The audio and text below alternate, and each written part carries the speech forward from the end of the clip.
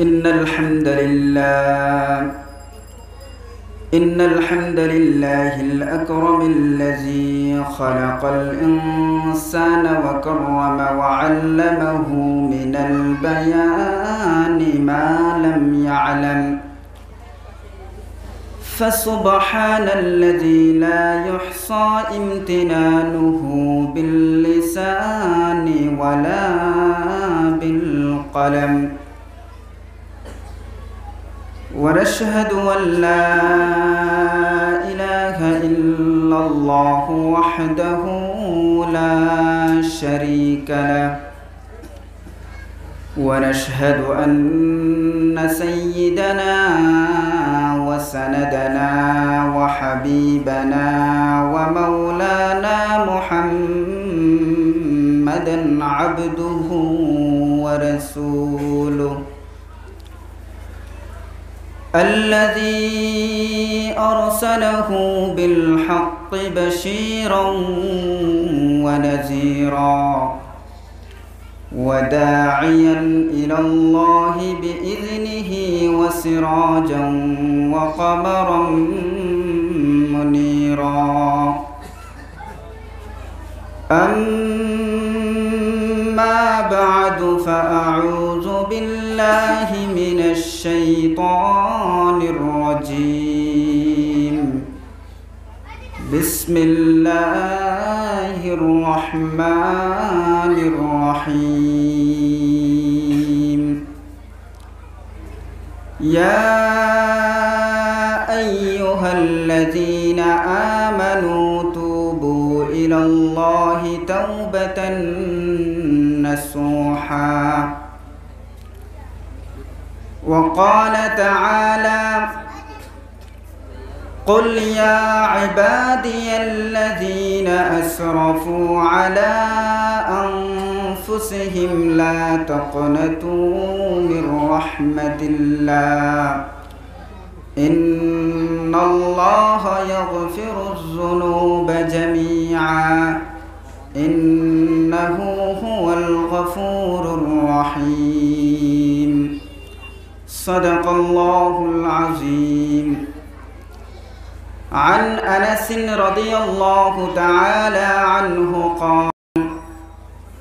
قال رسول الله صلى الله عليه وسلم كل بني آدم خطاؤون وخير الخطائين التوابون أو كما قال عليه الصلاة والسلام. ربي زدني علما ربي يسر ولا تعسر وتمم بالخير. قال رب اشرح لي صدري ويسر لي أمري واحلل عقدة من لساني يفقه قولي. وقال تعالى في شان حبيبه مخبرا وآمرا إن الله وملائكته يصلون على النبي يا أيها الذين آمنوا صلوا عليه وسلموا تسليما. সকলে মহব্বতের সহিত উচ্চ কণ্ঠে দুরূদ ইব্রাহিম পাঠ করেন। আল্লাহুম্মা সাল্লি আলা মুহাম্মাদ ওয়া আলা আলি মুহাম্মাদ কামা সাল্লাইতা আলা ইব্রাহিম ওয়া আলা আলি ইব্রাহিম ইন্নাকা হামিদুম মাজিদ। আর একটু জোরে উচ্চ কণ্ঠে পড়েন। আল্লাহুম্মা বারিক আলা মুহাম্মাদ ওয়া আলা আলি মুহাম্মাদ কামা বারাকতা আলা ইব্রাহিম ওয়া আলা আলি ইব্রাহিম ইন্নাকা হামিদুম মাজিদ। সুবহানাল্লাহি ওয়া বিহামদিহি সুবহানাল্লাহিল العظيم سبحان الله وبحمده سبحان الله العظيم سبحان الله وبحمده سبحان الله العظيم لا إله إلا الله محمد رسول الله لا إله إلا الله محمد رسول الله لا إله إلا الله محمد رسول الله صلى الله عليه وسلم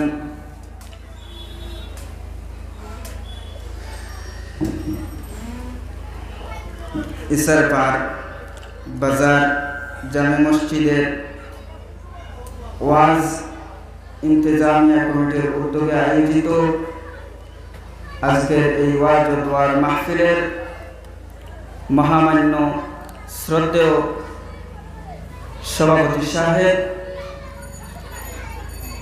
মঞ্চে উপস্থিত জাতির মাতার মুকুট ওয়ারাসাতুল আম্বিয়া হযরত উলামায়ে কেরাম, সামনে বসে থাকা আমার বাবার বয়সী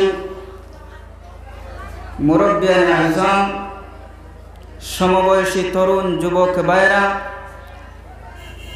স্নেহের ছোট ভাই, স্কুল কলেজ ইউনিভার্সিটি পড়ুয়া মাদ্রাসা পড়ুয়া ছাত্র সকল ভাইরা, পর্দার আড়ালের অবস্থানদাতা সম্মানিত মা ও বোনেরা, সকলকে আমি আবার সালাম জানাই। আসসালামু আলাইকুম ওয়া রাহমাতুল্লাহ। আল্লাহ রাব্বুল আলামিন আমাদেরকে এই ফিতনা এবং ফাসাদের জামানার মধ্যে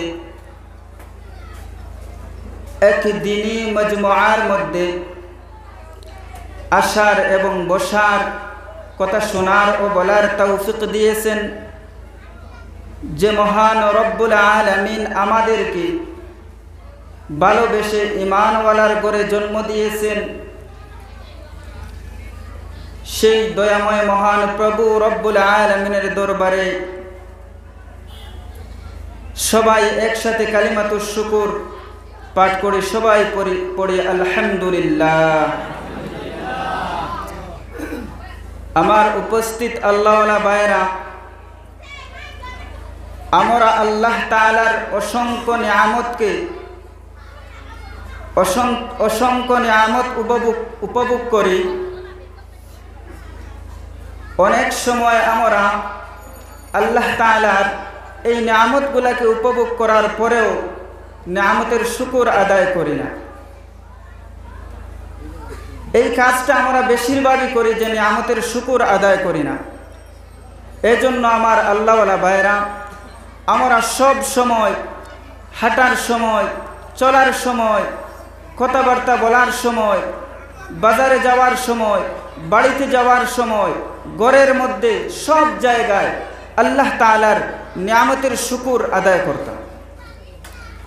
কারণ আল্লাহ তাআলা কোরআনুল কারীমের মধ্যে বলেন, লাইন শাকারতুম লাযীদান্নাকুম ওয়া লাইন কাফারতুম ইন্না আযাবী লাশাদীদ।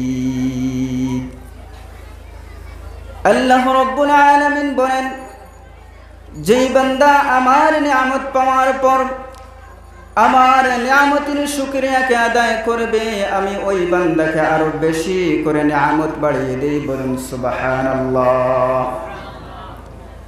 আর যেই বান্দা আল্লাহ তাআলার নিয়ামত পাওয়ার পর ওই নিয়ামতের শুকর আদায় করে না, আল্লাহ তাআলা ওই বান্দার কাছ থেকে তার নিয়ামতকে ছিনিয়ে নেন এবং ইন্না আযাবী লাশাদীদ, ওই বান্দাকে কঠিন আযাবের মধ্যে লিপ্ত করে রাখেন।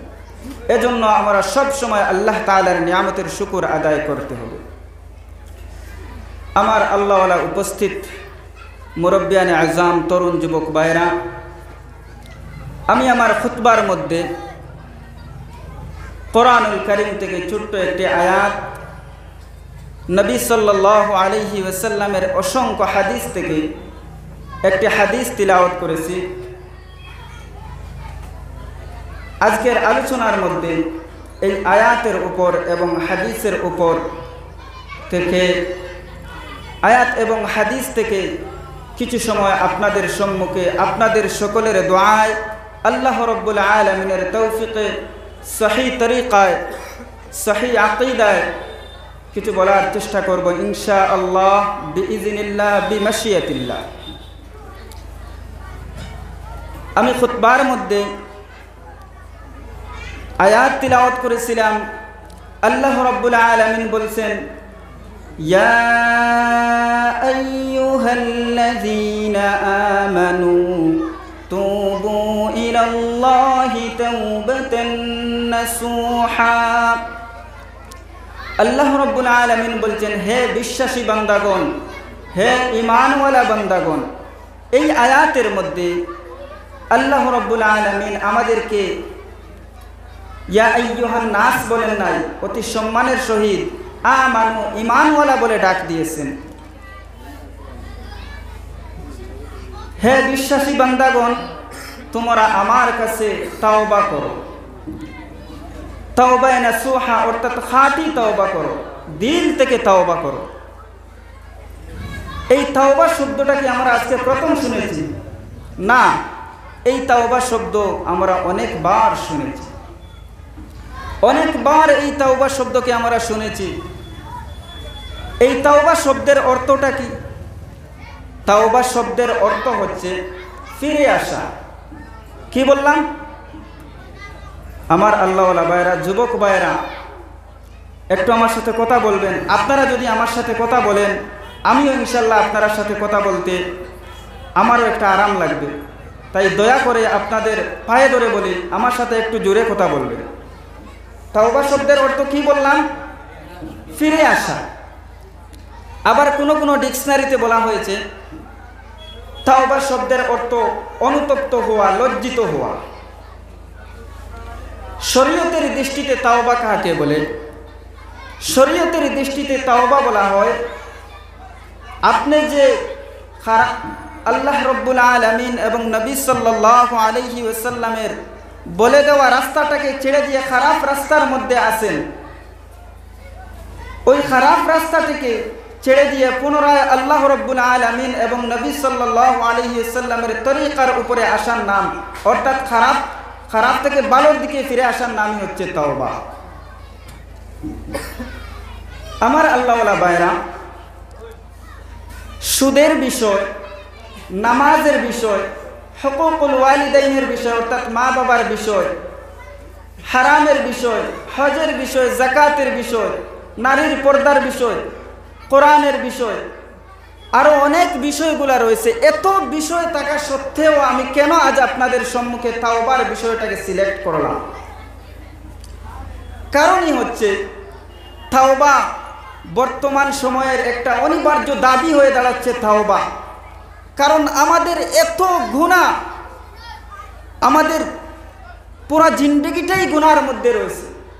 আজ আমাদের গুনার কারণে আমাদের দেশের মধ্যে, আমাদের এলাকার মধ্যে, আমাদের গ্রামের মধ্যে, আমাদের ফ্যামিলির মধ্যে শুধু আযাব আর গজব আল্লাহ রাব্বুল আলামিনের পক্ষ থেকে আমাদের গুনার কারণে। এই তো আপনারা সকলেরই জানা আছে, কিছুদিন পূর্বে আমাদের ত্রিপুরা কদমতলা এরিয়ার মধ্যে যে সাম্প্রদায়িক দাঙ্গা হয়েছে, এটাও কিন্তু আল্লাহ রাব্বুল আলামিনের পক্ষ থেকে একটি বালা মুসিবত আমাদের জন্য। এর পূর্বে আগরতলা রানীর বাজারে হয়েছে, এইগুলাও সাম্প্রদায়িক দাঙ্গা, এটাও আল্লাহর পক্ষ থেকে আমাদের উপর একটা আযাব আর গজব, আমাদের উপর বালা মুসিবত। কারণ আজ আমরা যেই উদ্দেশ্যে দুনিয়ার জমিনের মধ্যে এসেছি, এই উদ্দেশ্যটাকে আমরা বলে দিয়েছি। আমাদেরকে আল্লাহ রাব্বুল আলামিন একমাত্রই তো সৃষ্টি করেছেন ওনার গোলামি করার জন্য। আজ আমরা আল্লাহর গোলামি ছেড়ে দুনিয়ায় নিয়ে ব্যস্ত আছি, ফ্যামিলি নিয়ে ব্যস্ত আছি, বন্ধু বান্ধব নিয়ে ব্যস্ত আছি, আল্লাহকে আমরা ভুলে গিয়েছি। আমার আল্লাহওয়ালা ভাইরা, আল্লাহ রাব্বুল আলামিন তো আমাদেরকে সৃষ্টি করেছেন ওনার গোলামি করার জন্য।